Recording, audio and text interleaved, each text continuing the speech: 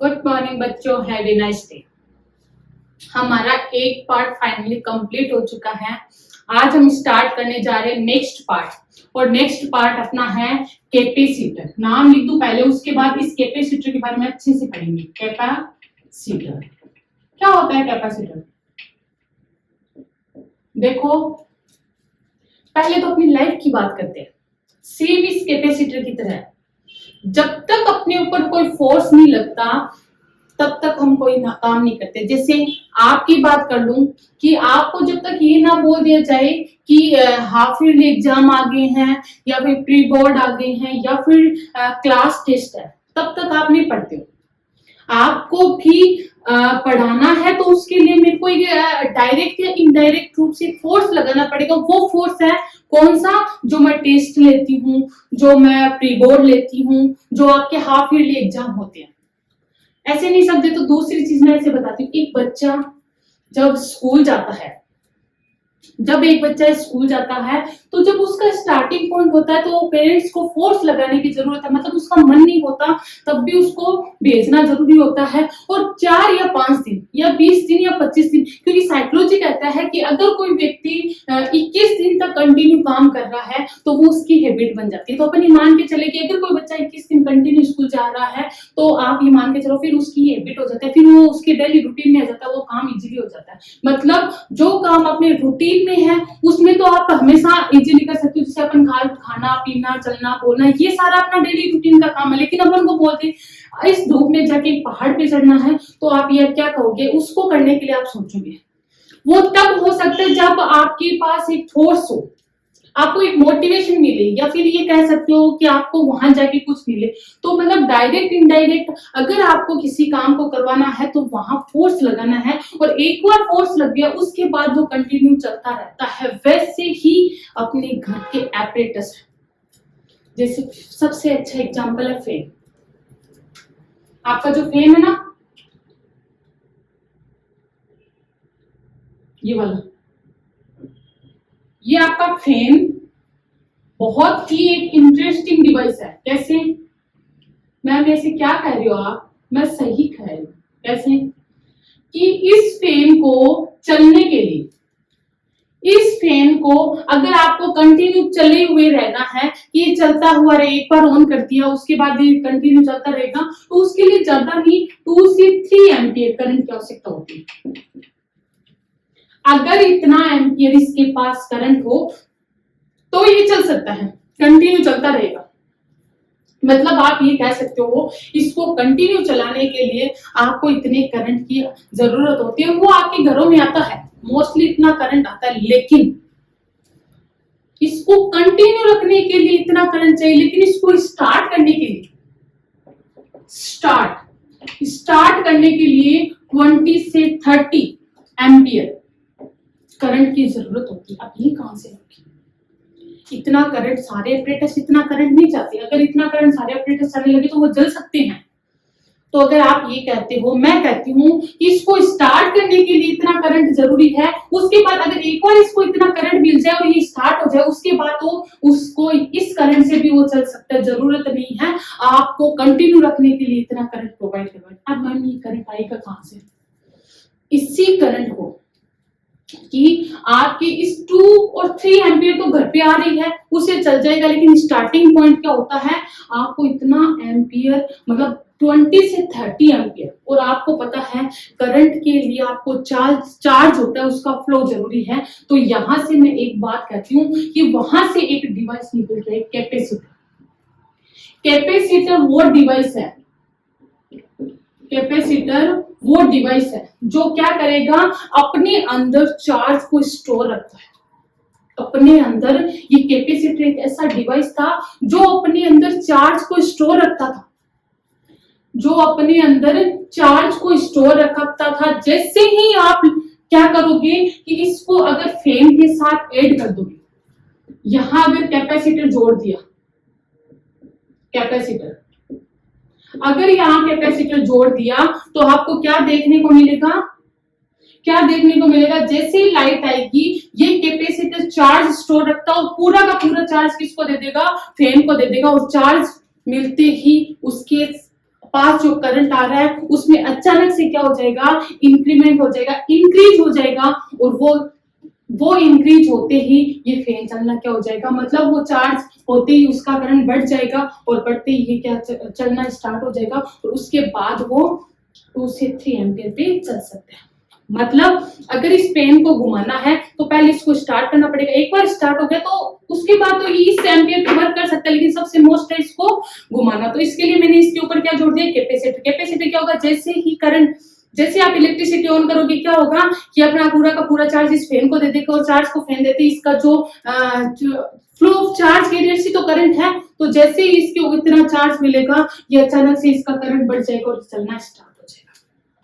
Ma'am ये देखने को मिलता है, बिल्कुल ये आप देख भी सकते हो। कहाँ पे, कभी कभी आपने देखा है कि आपके घर का फैन खराब हो गया, आपके घर में जो फैन लगा हुआ था वो खराब हो गया, और आप क्या करते हो, उसको स्टार्ट करने के लिए एक लकड़ी लेके जाते हो, उस डंडे से उसको घुमाते हो, एक डंडा लेके उसको घुमाते हो, और जैसे ही उसको टच किया, टच करते ही वो एक बार स्टार्ट हुआ, और उसके बाद वो अपने आप कंटिन्यू चलता है। आपने कभी देखा है क्या उसको घुमाते ही रहे, नहीं देखा ना। बस आपने क्या किया, उसको स्टार्ट करने के लिए, स्टार्ट का मतलब उसका कैपेसिटी क्या हो चुका है, खराब हो चुका है, और कैपेसिटी खराब होने का मतलब उसको स्टार्ट करने के लिए इतने करंट को है वो नहीं मिल पा रहा है, और इतना नहीं मिल पा रहा है, तो आप उसको डंडे से आप क्या करते हो, उसको वो करंट देते हो, मतलब डंडे से घुमा के वो स्पीड देते हो, उसके बाद वो इससे क्या कर लेता है, मूव कर लेता है। मतलब वो एनर्जी आप कहाँ से दे रहे हो, इसको स्टार्ट करने के लिए जो एनर्जी आ रही है वो आप क्या दे रहे हो, डंडे से दे रहे हो। तो हो आपको ये चीज समझ आ गई कि कैपेसिटर क्या काम करता है। इसके बाद स्टोर चार्ज होता है, और वो स्टोर चार्ज डिवाइस को स्टार्ट करने के लिए क्या किया जाता है, काम में लिया जाता है। और चार्ज स्टोर करने की जो कैपेसिटी है, कैपेसिटर कैपेसिटर क्या करता है, चार्ज स्टोर, और जो चार्ज स्टोर करने की कैपेसिटी है, capacity of stored charge is called, क्या कहा जाता है, कैपेसिटेंस। कैपेसिटेंस। अब आपके पास दो वर्ड होगी, कैपेसिटेंस क्या होता है और कैपेसिटर क्या होता है। कैपेसिटर एक ऐसी डिवाइस कैपेसिटर एक ऐसी डिवाइस है जो क्या करती है, अपने अंदर चार्ज को स्टोर रखती है, और उसको चार्ज को स्टोर करने की जो कैपेसिटी है कि वो कितना चार्ज स्टोर कर सकता है, उसको क्या कहते हैं, कैपेसिटेंस। जैसे हर बॉडी की एक कैपेसिटेंस होती है, हर बॉडी की एक कैपेसिटेंस होती है, क्योंकि हर बॉडी है वो खाना भी खाती है, पानी भी पीती है। मेरा ही सोच लो, जरूरी नहीं है मैं जितना खाना खाती हूँ उतना का उतना खाना आप खाते हो। किसी की डाइट मेरे से कम हो सकती है, किसी की डाइट मेरे से ज्यादा हो सकती है। उसी को क्या कहते हैं कि अपनी बॉडी के अंदर जो चीज आप क्या कर रहे हो, स्टोर कर रहे हो, मतलब वो उसकी बॉडी की कैपेसिटी है। वैसे ही चार्ज को स्टोर करना, कि चार्ज को कितना स्टोर कर सकते हो, वो उसका क्या कहलाता है, कैपेसिटेंस। कैपेसिटेंस को डिनोट किया जाता है सी से। तो अपन पढ़ेंगे कि कैपेसिटेंस और कैपेसिटर क्या होता है। तो कैपेसिटर एक ऐसी डिवाइस है जो चार्ज को स्टोर रखती है, और उसको उसकी जो कैपेसिटी है स्टोर करने, चार्ज को स्टोर करने की कैपेसिटी, उसी को क्या कहा जाता है, कैपेसिटेंस। दोनों चीज अलग है। ये चार्ज को स्टोर रखती है, उसको क्या कहते हैं, कैपेसिटेंस। चार्ज को स्टोर रखती है कैपेसिटेंस, लेकिन उसकी जो कैपेसिटी उसी को क्या कहा जाता है, कैपेसिटेंस। अब अपन देखेंगे ये कैपेसिटेंस किस किस पे डिपेंड करता है, कैसे यहाँ पे चार्ज स्टोर होता है। तो वो चीज देखो, कितनी चीज आपको क्लियर हुई होगी। अपने पास एक वर्ड आ गया, capacitance.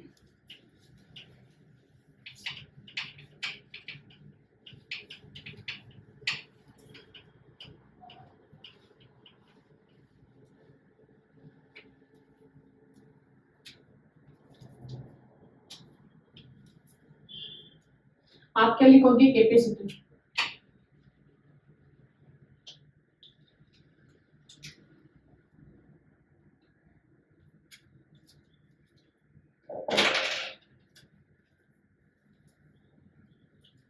a device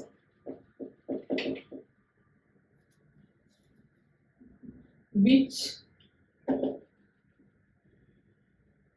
a device which have store of charge is called capacitor. Next है capacitance. A device capacitance.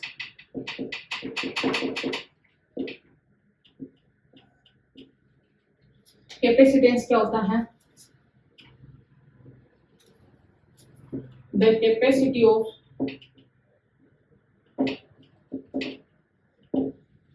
stored charge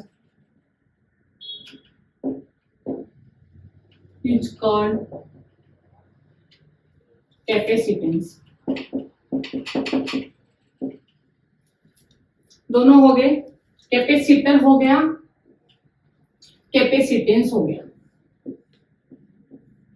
उसके बाद कैपेसिटेंस क्या हो? कैपेसिटेंस किस पे डिपेंड करता है? देखो, मैं एक बात करूं कंडक्टर की, और आपको पता है कंडक्टर की रेडियस कितनी है? r। कंडक्टर की, क्योंकि अपन को सबसे पहले ये डिसाइड करना है जो अपना कैपेसिटर होगा उसकी शेप क्या होगी। और आपको मैंने बताया था कि चार्ज स्टोर करता है, एक कंडक्टर है, मैंने स्फेरिकल कंडक्टर लिया था, उसके ऊपर चार्ज भी देखा था, तो मैं लेके चलती हूँ एक स्फेयर। कौन सा? कंडक्टिंग स्फेयर, क्योंकि चार्ज रखता है। और ये मान के चलती हूँ कि इसके ऊपर चार्ज कितना है? Q, कि आपने इसको कितना चार्ज दिया है? Q। और जैसे ही आप इसको Q चार्ज दोगे, इसकी सरफेस पे पोटेंशियल प्रोड्यूस हो जाएगा Q/R। जैसे ही आप इसको चार्ज दोगे, चार्ज के कारण इसका पोटेंशियल बढ़ेगा, और चार्ज दोगे और पोटेंशियल बढ़ेगा, क्योंकि स्फीयर इतना है, रेडियस क्या होगी? फिक्स, के क्या है? कांस्टेंट। अब ये v किस पे डिपेंड कर रहा है? चार्ज पे। चार्ज जितना ज्यादा इसको दोगे और उतना ही ज्यादा इसका क्या होगा? पोटेंशियल बढ़ेगा। तो आप क्या कह सकते हो? आप क्या कह सकते हो? ये कह सकते हो क्या? Q प्रोपोर्शनल है V के। इक्वेशन नंबर फर्स्ट, कि मैंने एक कंडक्टिंग स्फीयर लिया है, उसको मैंने क्या किया है? चार्ज दिया। और जैसे ही चार्ज दिया है तो आपको क्या देखने को मिलेगा? चार्ज देने पर इसका पोटेंशियल बढ़ रहा है। अगर अब मैं इसको और चार्ज दूं, अगर मैं इसको और चार्ज दूं, तो आपको क्या करना पड़ेगा? पहले चार्ज है और सेम चार्ज दे रहे हो, और सेम चार्ज देने का मतलब आप सेम चार्ज, क्योंकि इसके चार्ज को बढ़ा रहे हो, चार्ज को बढ़ाने का मतलब जितना पॉजिटिव चार्ज है उसको उसी नेचर का और चार्ज दो, और सेम नेचर के एक दूसरे के क्या करते हैं? अपोज करते हैं। तो आपको उस अपोजिशन के क्या करना पड़ेगा? वर्क करना पड़ेगा। तो आप क्या करोगे? अगर आप इसके चार्ज को और बढ़ाना है तो आपको वर्क करना पड़ेगा, क्योंकि यहाँ पे पोटेंशियल प्रोड्यूस हो गया, उस पोटेंशियल के अपोज में आपको क्या करना पड़ेगा? वर्क। तो आपको अब चार्ज जैसे जैसे बढ़ाना है तो आपका वर्क क्या होता जाएगा? बढ़ता जाएगा। मतलब आपको चार्ज देने में क्या हो जाएगी? मुश्किल होती जाएगी। तो आप क्या कह सकते हो कि Q प्रोपोर्शनल किसका होता है? V के। प्रोपोर्शनल का साइन हटाते हैं, एक कांस्टेंट आता है C, और यहाँ C क्या कहलाता है? C इक्वल्स टू क्या होता है? Q/V, वेव C equals to capacitance. C को ही क्या कहा जाता है? कैपेसिटेंस। जो कांस्टेंट आता है उसी को क्या कहते हैं? कैपेसिटेंस। क्या किया था? मैंने कहा था कैपेसिटेंस क्या है? Capacity of store charge. Charge को स्टोर करने की जो कैपेसिटी होती है वो क्या है? कैपेसिटेंस। लेकिन जैसे ही चार्ज को बढ़ाओगे पोटेंशियल बढ़ेगा। पोटेंशियल कांस्टेंट हटाते हो, प्रोपोर्शनल का साइन हटाते हो तो एक कांस्टेंट आता है जो C, और उसी C को क्या कहा जाता है? कैपेसिटेंस। मैंने ये भी कहा था एक बार चार्ज देने के बाद उसी बॉडी को दूसरा चार्ज दे रहे हो तो पहले से जो चार्ज प्रोड्यूस है उसके अंदर जो पोटेंशियल प्रोड्यूस हुआ है वो उसका अपोज करता है। मतलब अब आपको चार्ज बढ़ाने में धीरे धीरे क्या होती रहेगी? मुश्किल होती रहेगी। यहां से ये चीज समझ आ गई। अब मैं बोल दूं कि C किस पे डिपेंड करता है? कैपेसिटेंस। अगर मैं चार्ज बढ़ा दूं तो C बढ़ेगा क्या? मेरा ये क्वेश्चन है, अगर मैं चार्ज बढ़ा दूं तो C बढ़ेगा क्या? अगर मेरे को किसी की कैपेसिटी बढ़ानी है, इस कैपेसिटर की कैपेसिटी बढ़ानी है, तो मैं चार्ज को बढ़ा दूं? नहीं। क्यों? क्योंकि आपको पता है जितने, जैसे आपने चार्ज को कितना कर दिया, अगर आप चार्ज 2Q लोगे तो आपको पता है प्रोपोर्शनल होता है पोटेंशियल की, तो पोटेंशियल भी कितना हो जाएगा 2v। अगर आप चार्ज 3q लोगे तो पोटेंशियल भी कितना हो जाएगा 3v हो जाएगा। तो आपको ये चीज पता चल गई कि अगर c निकालोगे तो आपका क्या हो जाएगा 3q अपॉन 3v। 3 से 3 कैंसिल, q अपॉन v, आपका c तो वही रहा। अगर इससे c निकालोगे तो क्या हो जाएगा c equals to 2q upon 2v। 2 से 2 तो c इक्वल्स टू, आप बताओ c में कोई फर्क पड़ रहा है क्या? मतलब कैपेसिटेंस वैसा का वैसा नहीं। अगर आप चार्ज को बढ़ा रहे हो तब भी उसका कैपेसिटेंस नहीं बढ़ेगा। तो यहाँ से ये चीज पता चल गई, कैपेसिटेंस है वो किस पे डिपेंड नहीं करता, न तो चार्ज पे डिपेंड कर रहा है, न ही किस पे डिपेंड कर रहा है, वे पे डिपेंड कर रहा है। अब अपन पढ़ेंगे कि भाई ये किस पे डिपेंड करता है, वो देखते हैं। इतनी चीज समझ आ गई, c equals to q upon v। We know that, चलो इतना, उसके बाद मैं निकालू capacitance of spherical conductor.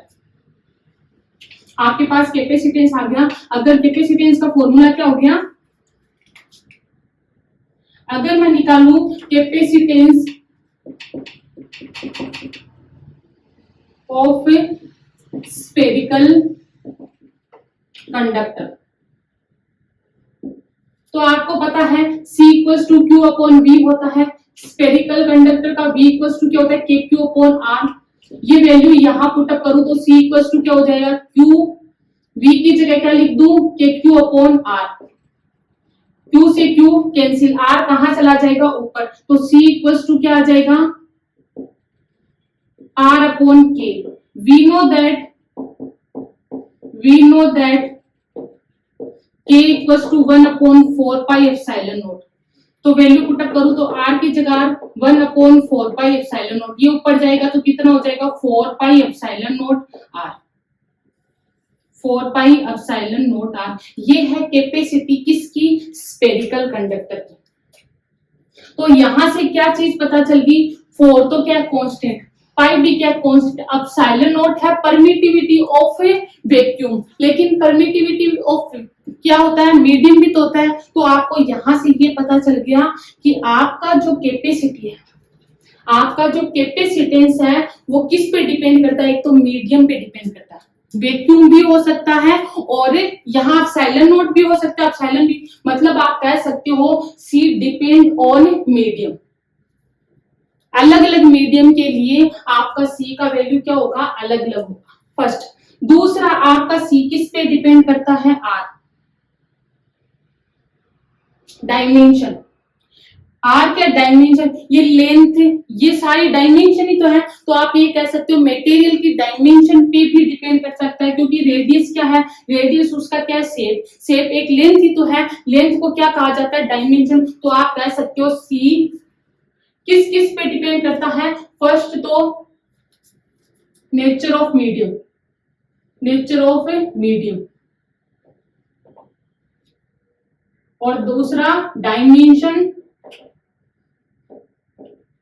Parameter.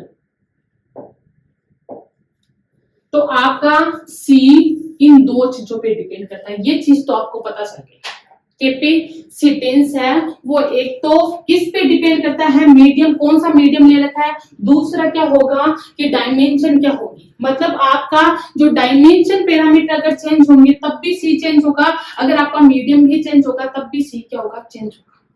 तो आपने क्या लिया है कि जो आपका कैपेसिटर है वो किस फॉर्मेट में लिया है, स्फेरिकल, तभी आपने उसका कैपेसिटेंस निकाला है स्फेरिकल कंडक्टर। कैपेसिटेंस अभी किसका निकाला है, कैपेसिटेंस निकाला है किसका, स्फेरिकल का। अगर आप स्फेयर के रूप में आपका कैपेसिटर बनाओ तब आपकी उसकी कैपेसिटेंस कितना आएगा, ये मतलब उसकी कैपेसिटी कितनी आएगी 4 पाई एप्सिलॉन नॉट। देखते हैं ये पॉसिबल है या नहीं, देखते हैं ये चीज पॉसिबल है या नहीं। C equals to 4 pi epsilon naught r कि आपने जब स्फेयर के रूप में आपने क्या बनाया है, कैपेसिटर बनाया है, तो उसका कैपेसिटेंस निकाला, क्यों, क्योंकि स्फेरिकल कंडक्टर का है। तब आपकी ये वैल्यू आई और इस वैल्यू के बेस पे आप पता करोगे कि आपका स्फेरिकल कंडक्टर पॉसिबल है या नहीं है। तो अपन करें, नेक्स्ट करते हैं। देखो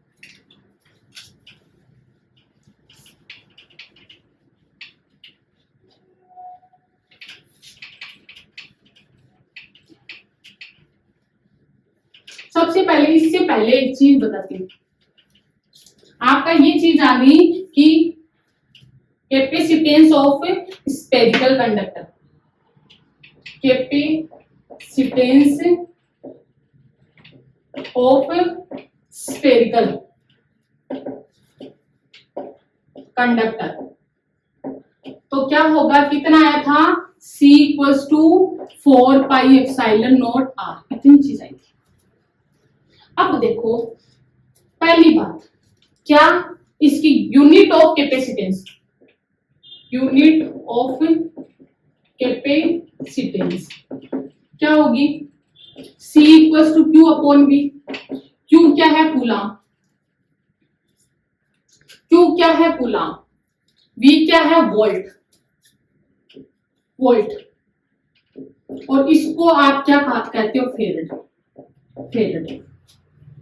तो आप क्या कहोगे, कैपेसिटेंस की जो यूनिट होती है, चाहे कूलाम अपॉन वोल्ट बोल दो, चाहे क्या बोल दो, फेरेड बोल दो, एक ही बात है। तो आपको अगर दिया हुआ कैपेसिटेंस 1 फेरेड, 2 फेरेड, 5 फेरेड, 7 फेरेड, तो इसका मतलब क्या है कि उसकी कैपेसिटी 1 फेरेड है, 2 फेरेड है, 3 फेरेड है। तो आप उसको देख के समझ सकते हो क्या क्या क्या मतलब है। तो देखो उसको समझाती हूँ। C equals to Q upon V आप पढ़ रहे हो, आपकी वैल्यू आ रही है फर्स्ट फेरेड, 1 फेरेड, इसका मतलब यहां कितना है, यहां 1 है, 1 कूलाम अपॉन 1 वोल्ट, तब आंसर 1 फेरेड आएगा। दूसरा, अगर आपका आंसर आ रहा है 2 फेरेड, इसका मतलब यहां 2 कूलाम अपॉन 1 वोल्ट। अगर आपका है 5 फेरेड, तो आप क्या कहोगे, 5 कूलाम अपॉन 1 वोल्ट। अगर आपका है 7 फेरेड, तो आप कहोगे 7 कूलाम अपॉन 1 वोल्ट। कैसे, ये बराबर क्यों आ, क्योंकि कूलाम अपॉन वोल्ट क्या होता है, फेरेड, coulomb upon volt फेरेड, coulomb upon volt फेरेड, coulomb upon volt फेरेड, और यहाँ 7 है तो यहाँ भी 7, दोनों इक्वल है या नहीं है। मतलब इस चीज का मीन्स ये है। अब क्या है कि अगर आपका 1 फेरेड है, अगर किसी का कैपेसिटेंस 1 फेरेड है, इसका मतलब आप उसको 1 कूलाम चार्ज दोगे तब उसका पोटेंशियल 1 वोल्ट बढ़ेगा। कि आप उसको 1 कूलाम चार्ज दोगे तब उसका पोटेंशियल, मतलब ये स्पेयर है, आप उसको 1 कूलाम चार्ज देने पर उसका पोटेंशियल 1 वोल्ट से बढ़ जाएगा। दूसरा, अगर इसकी बात करूं तो आप क्या कहोगे, उसको 2 कूलाम चार्ज दोगे तब पोटेंशियल कितना बढ़ेगा, 1 वोल्ट। अगर आप उसको 5 कूलाम चार्ज दोगे तब पोटेंशियल 1 वोल्ट, आप उसको 7 कूलाम चार्ज दोगे तब उसका पोटेंशियल 1 वोल्ट से बढ़ेगा। अब बताओ, आपको पूछ ले इन चारों में से अच्छा कैपेसिटर कौन सा बन सकता है, तो आप क्या कहोगे, कैपेसिटर में मैंने बताया था कि आपको पता है जब चार्ज दोगे पोटेंशियल बढ़ेगा, और पोटेंशियल जितना ज्यादा बढ़ेगा उसके बाद अगर उसको चार्ज दे रहे हो तो पोटेंशियल उसका क्या करेगा, अपोज करेगा। तो आपको ये ऐसा कैपेसिटर चाहिए कि आप चार्ज बढ़ा रहे हो लेकिन आपके पास पोटेंशियल क्या बढ़े, कम बढ़े, क्योंकि जैसे जैसे आप चार्ज बढ़ाओगे पोटेंशियल कम बढ़ेगा, तो अपोज करने वाली चीज कम है तो आप और ज्यादा चार्ज दे पाओगे। तो आप क्या कहोगे कि ये कैपेसिटर सबसे अच्छा होगा, क्योंकि 7 कूलाम चार्ज देने पर 1 वोल्ट पोटेंशियल बढ़ रहा है। तो आप इसको 1 कूलाम चार्ज देने पर 1 वोल्ट बढ़ रहा है, तो आगे तो आप उसको देखोगे कि तो अपोज बहुत ज्यादा, मतलब आप ज्यादा चार्ज नहीं दे सकते। और कैपेसिटर होता ही क्या है, स्टोर ऑफ चार्ज, मतलब जितना ज्यादा चार्ज स्टोर होगा वो कैपेसिटर उतना ही अच्छा होगा। तो आप कहोगे कि ये कैपेसिटर सबसे अच्छा होगा। होप आपको इतनी चीज समझ आ गई होगी। उसके बाद की बात मैं बताना चाह रही थी कि आपका कैपेसिटर, आपने पहले कौन सा फॉर्मेट लिया है, आपने कैपेसिटर का फॉर्मेट लिया है कौन सा,